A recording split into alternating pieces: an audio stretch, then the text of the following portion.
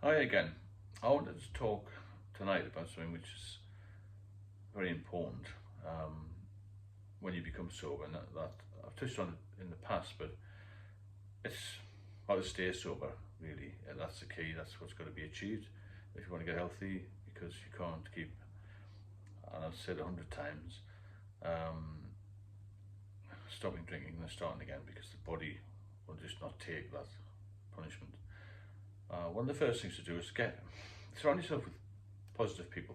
Um, Possibly people who've been in recovery, people who've been sober for a while, and they'll give you, certain tips and get as much information as you can. Obviously, keep in close contact with your doctor.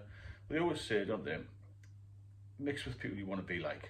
So get with successful people, people who've been sober for a long time, people who've achieved things when they become sober, and people who are positive in life, and people who've got a different take on things other than people just go to the pub. Avoid obviously places that you used to go, because that can trigger it. Well, we must go to the Red Line because all the mates are in there, and you go in there and you think, well, they will say to you, even after years of being so, just have one. Why don't you just have one? You'll be fine, and all that sort of thing. That can start a chain reaction as well. So avoid places that you used to, where you walk past a nice cozy pub on a winter's night and you think, oh, just go in there and have a couple, and then 6 months down the line, you're back in hospital again. So avoid the places you used to go to. Another trigger for me could be occasions. Obviously, Christmas, New Year, birthdays, that sort of thing.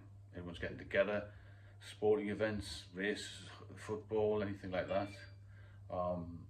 And particularly holidays, because you feel you're away from everybody. No one's keeping an eye on you, then you're free, aren't you? Warm weather, everyone's sitting outside having a drink, all this sort of thing. You've just got to get used to that. And that's where I talk about the alcohol-free lifestyle, because your lifestyle will change.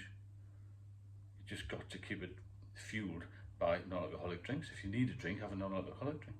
As soon as you take one, then you're back to square one. And one drink's too much, isn't it, for anybody with any drink issues. So another thing you need to do really is relax. I don't know what takes you fancy. If you've got any hobbies, music helped me a lot. So when you become sober, your emotions are all over the place, and maybe find a piece of music you used to listen to in the past, and get a book, reread that, watch some films, all this sort of thing, because you'll have plenty of time. You'll not be sitting in a pub, you won't be nursing a hangover, and life will open up to you.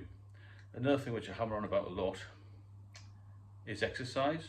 You must exercise. Gets your body moving again. And it kickstarts your whole system.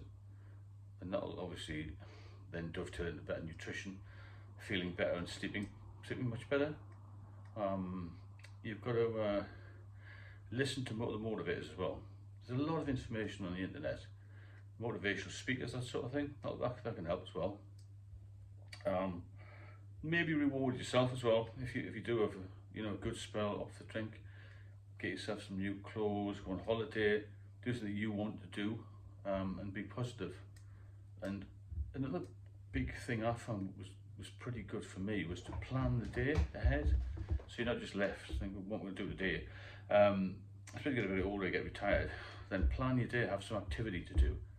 Get yourself a set time, get a schedule, and get into the habit of getting up early, make a nice breakfast, go to the shops, whatever you want to do, but make some sort of plan and keep a journal, and then you can move on from there. But that's early days. Things will get better and things will get easier, because you learn to, when you get the triggers and you think, well, I'll have a drink, you'll think, well, what? I wasted 3 or 4 years here if I have a drink.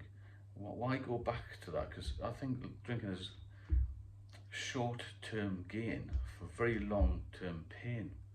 And as you get older, the pain becomes worse. And I just think that it's been the best thing I've ever done in my life to quit it. And only will I never go back to it. I'm surrounded by good people. I've created a good life for myself, which I never would have done if I kept drinking. I've experienced so much more. I've experienced more in the last 5 years than I have in the last 30 years of good feelings, and visit some nice places and this sort of thing. So that's the key. Keep positive and take about what I've said. If you have any questions, leave a comment and I'll get back to you.